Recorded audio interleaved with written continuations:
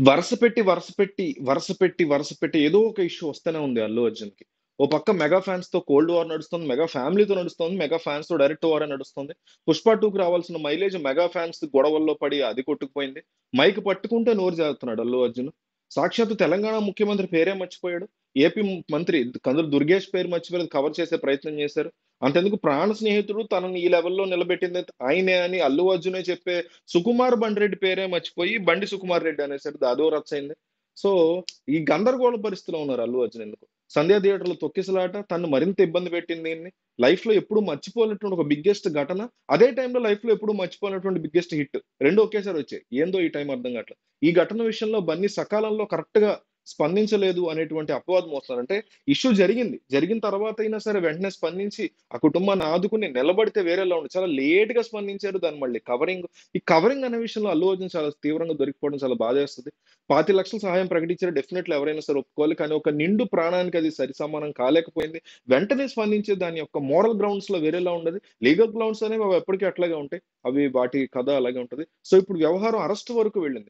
కోర్ట్‌లో అత్యవసర పిటిషన్ వేస్తే కోర్ట్‌లో సోమవారం వరకు విచారణని చేయడం కుదరకుండా న్యాయస్థానం దాన్ని తేల్చి చెప్పింది. కోర్ట్‌లో క్వాష్ చేయమని అర్జెంట్ పిటిషన్ వేశారు. అది 4:00కల్లా పోస్ట్‌పోన్ అయింది. మళ్ళీ అక్కడి నుంచి సోమవారానికి వాయిదా పడింది. సో, ఓవరాల్‌గా రిమాండ్‌లో పడి ఖచ్చితంగా అరెస్ట్ అయ్యేటువంటి సిట్యుయేషన్ రిమాండ్‌కి వెళ్ళే పరిస్థితి, జైలుకెళ్ళే పరిస్థితి కనిపిస్తుంది. ఇంకో పక్క చిరంజీవి వచ్చేటువంటి ప్రయత్నం చేశారు. ఏదైతే చిరంజీవి 'విశ్వంబర' షూటింగ్ ఉందో, ఈ విషయం తెలియగానే 'విశ్వంబర' షూటింగ్ క్యాన్సెల్ చేసుకొని అల్లు అర్జున్ అయినా అంతే, చిరంజీవి అయినా అంతే, ఈళ్ళెవరైనా అంతే. ఎవరైనా అలాగే ఉంటారు. మీరైనా, నేనైనా అంతే. మన ఫ్యామిలీ ఎంత కోల్డ్ వార్ ఉన్న ఎన్ని ఇష్యూస్ ఉన్నా ఫ్యామిలీ అల్లు అర్జున్ అదే చేసేవాడు ఆ ప్లేస్‌లో ఉంటే. విషయం తెలియగానే ఇమ్మీడియేట్‌గా షూటింగ్ క్యాన్సెల్ చేసుకోవడం, రావటం, బయలుదేరే టైంలో వస్తున్నారని తెలిసి, మీరు చిక్కడపల్లి పోలీస్ స్టేషన్ సైడ్ గాని, గాంధీ హాస్పిటల్ సైడ్ గాని, నాంపల్లి కోర్ట్ సైడ్ గాని రాకండి సార్. మీరొస్తే లా అండ్ ఆర్డర్ ఇష్యూస్ వస్తాయి. చాలా ఇబ్బందులొస్తాయని స్వయంగా ప టాప్ పోలీస్ ఆఫీషియల్స్ చిరంజీవిని కాల్ చేసి రిక్వెస్ట్ చేయడంతో తెలంగాణ పోలీసు ఆయన ఆ విషయాన్ని క్యాన్సెల్ చేసుకొని నేరుగా అల్లు అర్జున్ ఇంటికి వెళ్లి అల్లు అరవింద్‌తో, అల్లు స్నేహారెడ్డితో అలాగే ఆయన చెల్లి కదా! ఆహ్, హ్మ్. అల్లు అరవింద్ వైఫ్ ఆవిడతో వీళ్ళందరితో మాట్లాడేటువంటి ప్రయత్నం అక్కడ జరిగిన పరిస్థితులు అట్టాగే ఆయన ఒక్కరే కాకుండా చిరంజీవి యొక్క వైఫ్ కొణిదెల సురేఖ ఆమె కూడా వచ్చారు.